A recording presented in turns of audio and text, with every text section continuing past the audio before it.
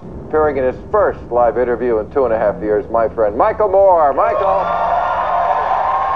As a liberal fan of Michael Moore, I was watching his appearance on Bill Maher when talk turned to the 2008 election. Do you have a candidate picked out for 2008? There is someone who isn't running yet. Al Gore. Well, we're going to talk about him. Yeah, I think I really hope he gets into this race because not only because he's been right about global warming. How could he support Gore against the likes of Kucinich, Obama, Edwards, and Hillary? We'll scratch her, but have campaigned against him when he ran against George Bush. Could it be that the darling of the liberal left actually conspired with Republican mastermind Karl Rove to get Bush elected president in 2000? The premise seemed ridiculous. Michael Moore and Karl Rove? How about Rosie O'Donnell and Elizabeth Hasselbeck, Anderson Cooper and Paris Hilton? But I accepted the challenge. Could I make a Michael Moore-style documentary as an homage to him using 100% accurate facts and prove my conspiracy case? I started by searching for Karl Rove. White House? Sure, could I speak with Karl Rove's office, please?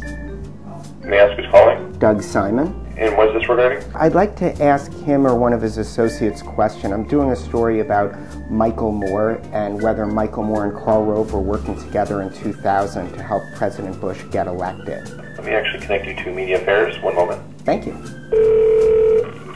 White House Office of Media Affairs. I was calling for Karl Rove's office because I'm doing a story for my video blog. Okay. And it's about whether Michael Moore and Karl Rove were actually working together in 2000 to help get President Bush elected. Do you have any comment? Sir, what blog are you with? DSSimonVlogViews.com. DS Simon? Yeah. Okay. Blog news? No, vlog. VLOG. Views. VIEWS. VIWS? VIEWS. Oh, views. And you're looking to see if Karl Rove and Michael Moore work together? Yeah, I was trying to figure if they were working together in 2000 to get President Bush elected. Okay. Can you hold on one moment, sir? Sure. Thank you. This is going pretty well. Sir? Yes. Hi, can I actually take a message? Then my attention turned to finding Michael Moore. I sent Mike an email requesting an interview. Then I began my research. What had Michael Moore done during the 2000 election? I'd found out he'd posted nearly daily messages on his website and sent emails viciously attacking Gore. Video evidence surfaced of Michael Moore enjoying himself at the Republican National Convention in 2004. Michael Moore's career was going downhill after Roger and Me. Canadian Bacon and The Big One combined earned less than $900,000. Since Bush was elected, his films have grossed more than $140 million. Don Bates is the academic director of the George Washington University Graduate School of Political Management. When the president got elected, it was a gift from the gods, I think, for Michael Moore, because of his politics, being a liberal political satirist. I mean, you couldn't have asked for a better subject for him. Michael Moore must have been just gleeful when he saw this guy appear on the horizon. If Al Gore had been elected president in 2000 instead of George W. Bush, would Michael Moore be as wealthy as he is today? Oh, I don't think so. Clearly, his income, his earnings, his popularity would be much, much less. I'm standing outside the Duane Reade on 34th Street in Manhattan. I know Michael Moore's been spending a lot of time in drugstores and involved with the pharmaceutical industry, so I thought we might want to take a look inside and see if I could find him there. Let's go inside. We were just looking for Michael Moore. We were wondering, do you know if he's here?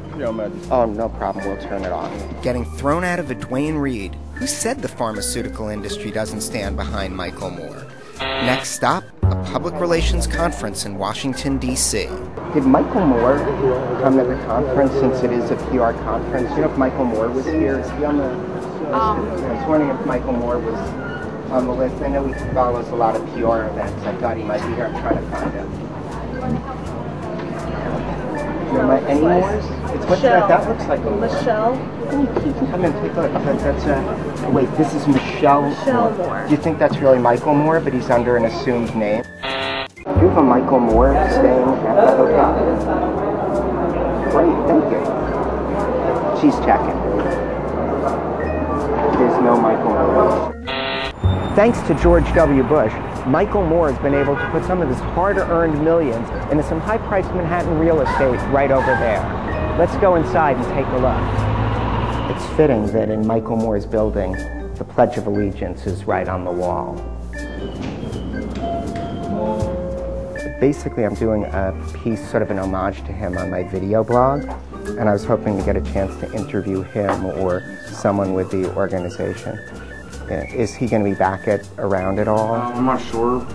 He's doing all kinds of publicity stuff. No, I'll find around. And sure. When he's going to be done with that, but probably after the 29th sometime. I heard that he was supporting Al Gore in 2008, so I'm just sort of trying to figure out why he didn't. We're getting a lot of the whole system for how to deal with interview requests and stuff. So just send that to me, and there's publicity people that handle all that kind of stuff. Perhaps Megan, the White House intern, is looking for another job. So in a last-ditch effort, I sent this video question to bare-knuckles journalist Larry King, where I finally got Michael Moore on the record. Doug in New York. Hi, Michael. I'm a really big admirer of your work, and you recently announced you're supporting Al Gore for president in 2008, even when there are other liberal candidates in the race. Yet in 2000, you worked against Al Gore when he was running against George W. Bush. Can you explain that? Very good question. I'm not endorsing Al Gore. I said I think it'd be a good idea if he got in the race. Does that mean he wants Gore to lose to a Republican again? I said that I was part of a group of people who said that if you live in a state that's not a swing state, a state that's definitely going to go for either Gore or Bush, consider voting for Nader. And I said, and if you lived in Florida or places like that, you have to vote for Gore. What you actually wrote in an Election Day email was, do not vote from your fears no matter where you live. Go into the voting booth and vote for Ralph. And while the Karl Rove conspiracy question remains unanswered, you finally admitted...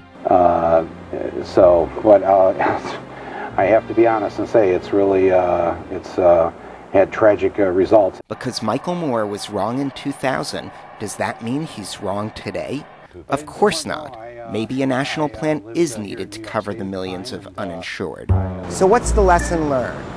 Perhaps that certainty and stridency in your position that can lead you to demonize your opponents can help you sell movie tickets and even help get you elected president. But as Michael Moore himself admits, and George W. Bush has proven, it can also lead to tragic results. Good versus evil may sound nice, but the problem is it's rarely true whether you're demonizing insurance companies or political opponents questioning your Iraq policy, which is why Bill Maher himself suggests Michael Moore has failed at politics. In a way, you could say Fahrenheit 9/11, didn't do what it wanted to do because Bush got reelected. And if money wasn't motivating Moore to oppose Al Gore in 2000, why would he support him now? Perhaps fame. Fahrenheit 9/11 wasn't even nominated for an Academy Award. Backing Gore could mean an easier path to an Oscar. My fellow Americans,